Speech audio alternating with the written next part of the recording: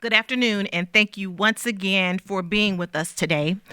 We've just got out of some meetings, and we are moving as fast as we can. I would like to just acknowledge our staff for a moment to let them know that we will be sending out information to you following this briefing. And I'd like at this time also to ask parents and families and staff to please show a little grace as we are doing the best that we can at the speed in which we can. I want to introduce those of you who have joined me today, Mr. Fabian Almendarez and Dr. Tiffany Irving, as well as Veronica Frambers, who is our sign language interpreter. I want to take an opportunity this afternoon to share a couple of key updates with you. Things continue to move very quickly for us as we plan for continuous learning opportunities for the Wichita Public Schools and their students beginning on Monday, March the 30th. Dr. Tiffany Irving, our Deputy Superintendent, will provide more in a few moments about our continuous learning plan. And Mr. Fabian Almendarez will share more about the plans we've made to make our community students feel good about being able to eat over the spring break and beyond. I'm really excited about the partners that have stepped up to help our students. We have had so many awesome people who have stepped forward to do what is right for this community and its students. We are indeed in good hands. I mentioned that we're preparing for our continuous learning plans that will begin on March the 30th. And next week, the week of March the 23rd, our staff will be engaged in planning and preparation for this new work. It is important to make sure our community knows that all district buildings, schools, and central offices will be closed. Our school nurses are reaching out to families who have medication in our buildings, and once we tackle that important priority, we will work with parents to retrieve other personal items. All deliveries or mail will be coordinated with our building leaders, as it is critical that access is limited and our buildings remain clean and safe spaces for those who will be reporting to work. Rather than to try to share details with you here related to staff returning to work, I will tell you that staff will receive an email later today with details about their work responsibilities, hours, and locations. Finally, I have to say that my heart hurts for our high school seniors who will miss out on the traditional senior celebrations. This is something that I've heard a lot from our parents and our seniors. While I can't change the circumstances we face today, I can tell you that we will celebrate our graduates. I don't know what it will look like or when it will happen, but our seniors have worked too hard and have achieved many milestones, and we will find a way to salute their accomplishments.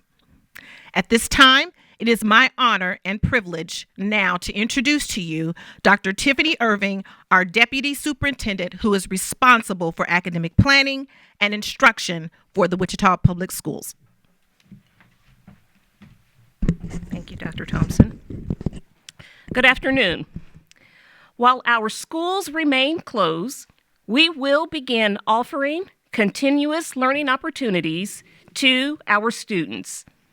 Our plan, which will be developed next week, is intended to keep your child engaged in academic experiences. Students' progress may be monitored, but there will be no specific assignments given or attendance taken. Our priority focus will be given to our graduating seniors who we will be working with to ensure fulfillment of courses required for graduation this spring. Parents should expect to hear more from their students' building principal next week with more information about their school's plan. I also want to tell you that our district will be offering 2 forms of continuous learning experiences. Parents can expect to have paper packets available for both English language arts as well as mathematics beginning Monday, March 30th. We will also be offering continuous learning opportunities using an optional online program, which we have several that are offered currently within our district. These online opportunities, which are optional, will require access to the internet and an electronic device, and our schools will be prepared to work with families to confirm how their child may log in and navigate the information as well as the questions within those programs. We will have much more to offer next week, and I will look forward to sharing more with you at that time.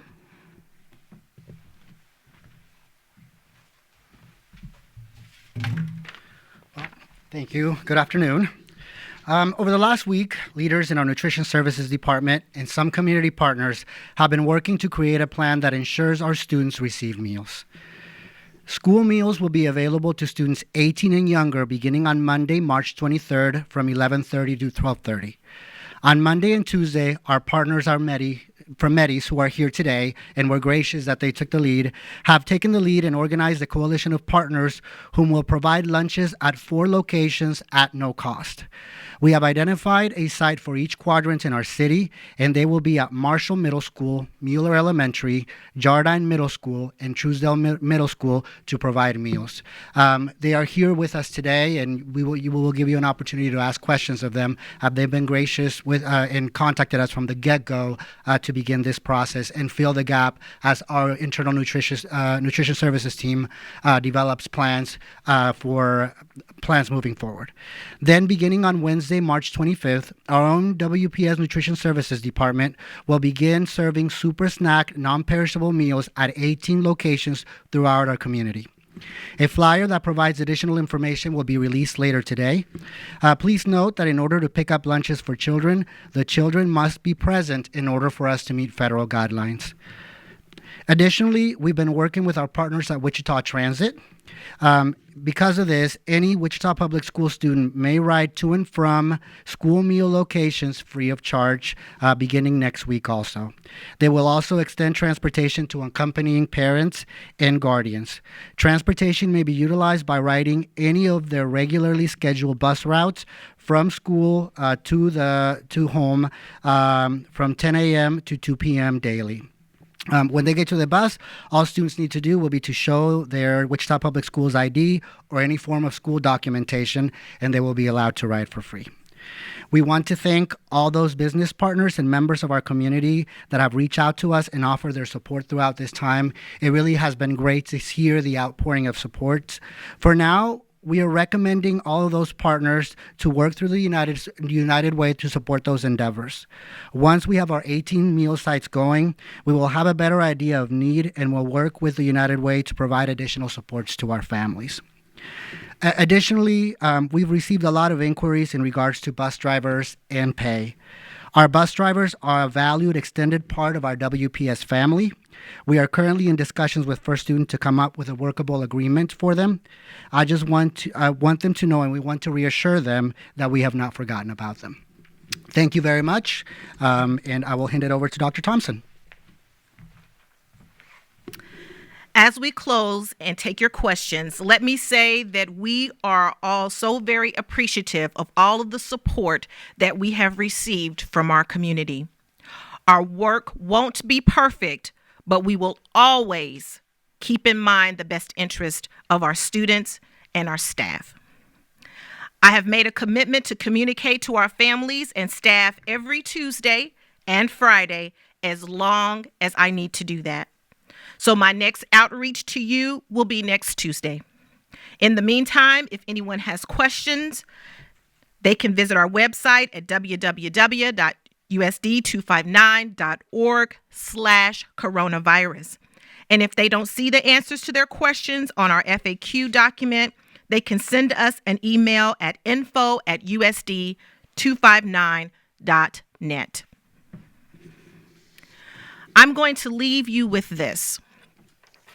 As adults, we can show our children what grit and resilience looks like. And I know that we will make it through these very trying times together. Now I stand available for questions. When you say there will be no specific assignments or attendance taken, can you expand on that a little bit? What exactly does that mean, no assignments and no attendance? So our goal is to provide access to curriculum that we have available within our district, and we're going to provide that in a couple different platforms. One will be paper copies that our students will have access to, and we will talk more about that next week where that will be available, as well as we have several curriculum programs online that our students use daily. And so we will make that available to make sure they have access to that as well. And so our goal is that we want students to continue to be academically engaged, and so we'll provide opportunities to make sure they know where to access those platforms. And as we continue to develop plans over the next couple of weeks, we'll continue to share what else might be done to add additional opportunities for learning. But I just want to be clear, so you're saying there's not going to be any sort of accountability of whether the children are actually doing the packets or logging on? So there are opportunities for students to have access, and as we continue to develop the plans, starting next week, there could be additional information related to what that might be, how we monitor that. But at this time, what we do know for sure is that we will have multiple opportunities for our students to have access to both online as well as paper product.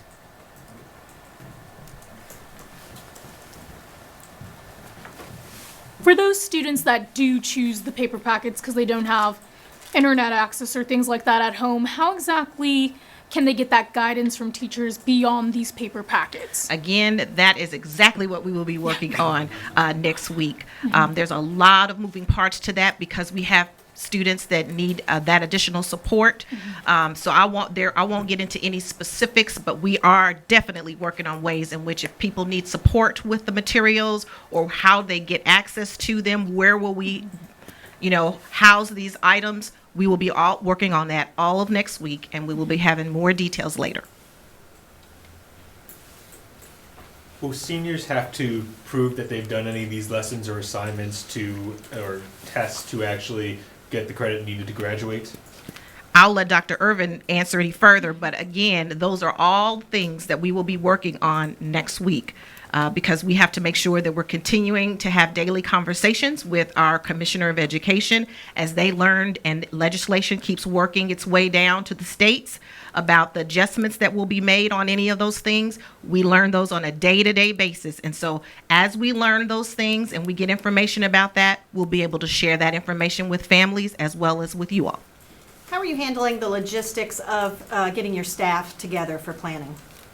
Of course, the rules are pretty limited for us. When you have over thousands of employees, we won't be able to do in person.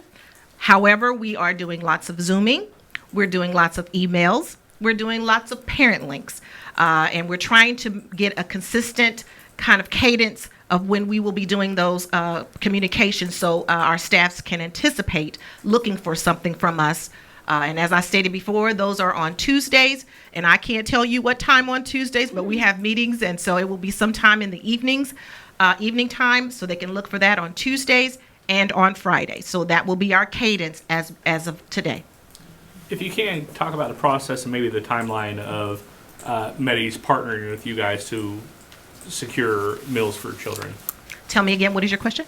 Run me through kind of process and the timeline of Medi's getting involved and to help you guys. Absolutely. First of all, they have been such amazing partners. They actually reached out to us. And so I want to make that clear to our community that we had people stepping up, and Medi was one of them. And I'm going to let Fabian answer that question.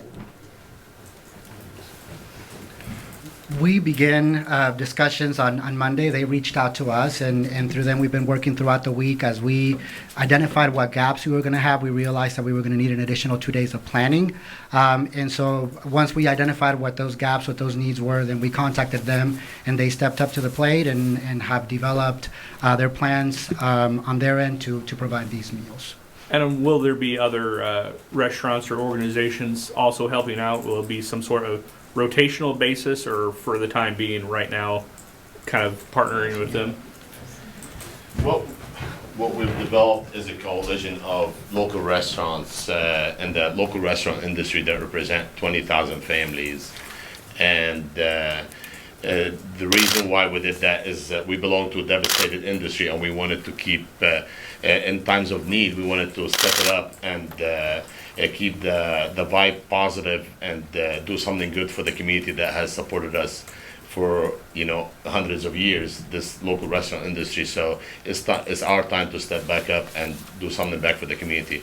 Today I own Maddie's, but today I represent every local restaurant owner that had to shut their doors and go home because they're not able to serve their food. And they actually, all the restaurant owners, local restaurant owners, are reaching out, and they're going to participate. And we are going to rotate throughout the restaurants.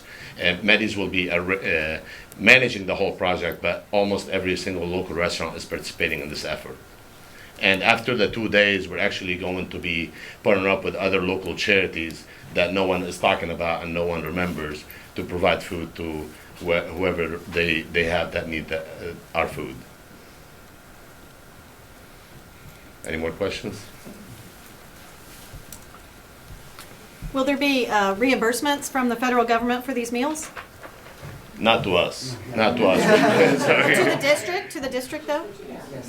I actually would like to say something. We started the fundraiser GoFundMe page. If anybody, and we know it's tough times for a lot of us, and if anyone would like to help, we partner up with the ICT SOS, and they are the nonprofit organization partner that they are receiving the donations, and they will be funding our operation. You can find the link to that GoFundMe page on Medi's Facebook page.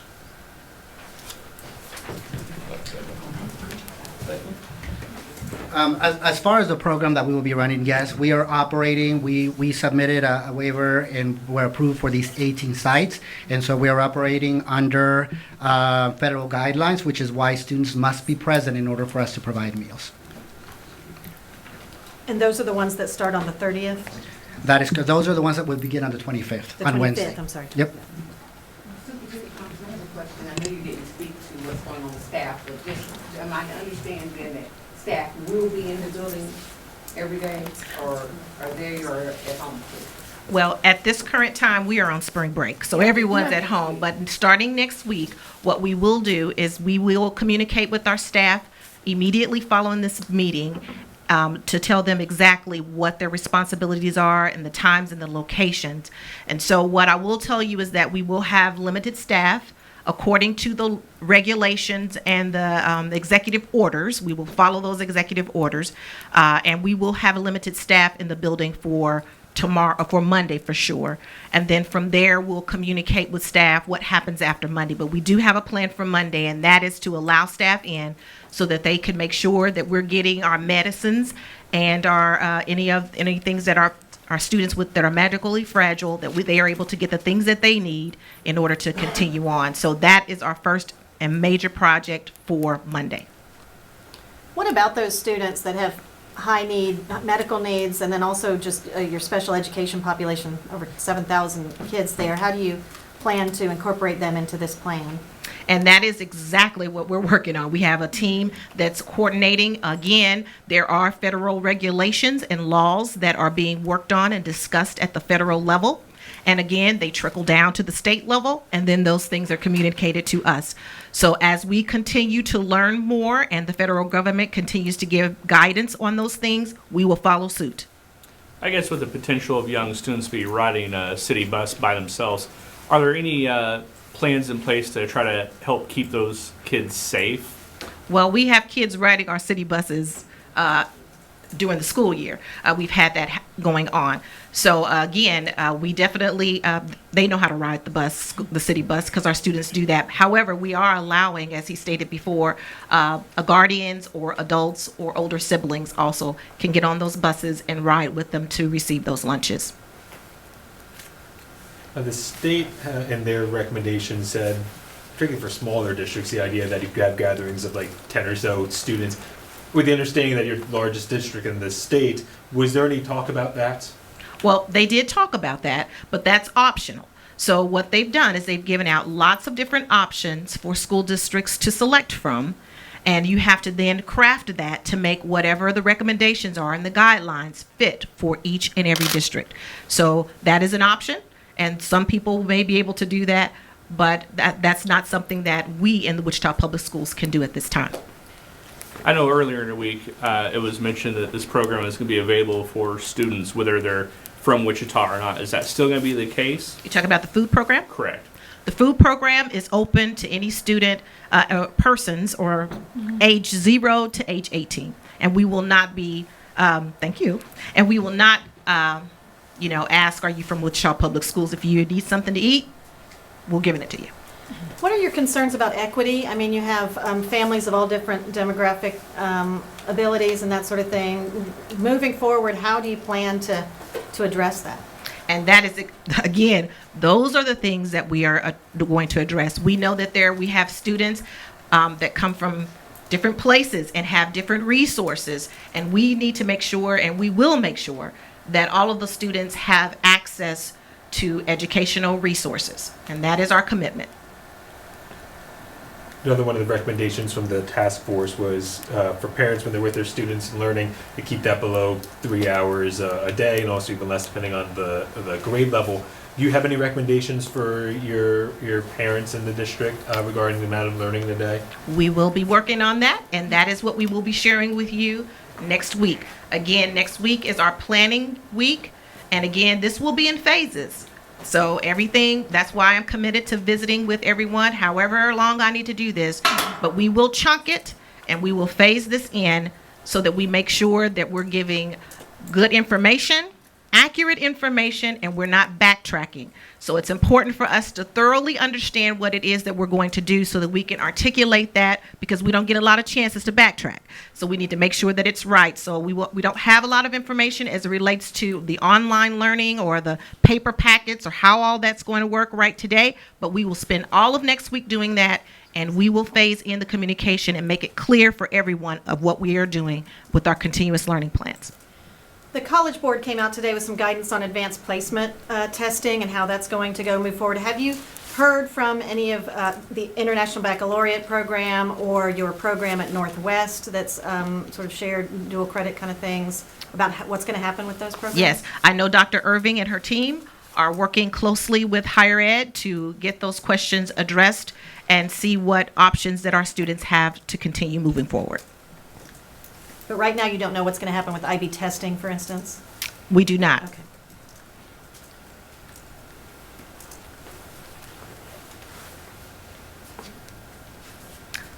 Thank you very much. And we'll see you, I believe, next Tuesday. I don't know what time. Well, time to be determined.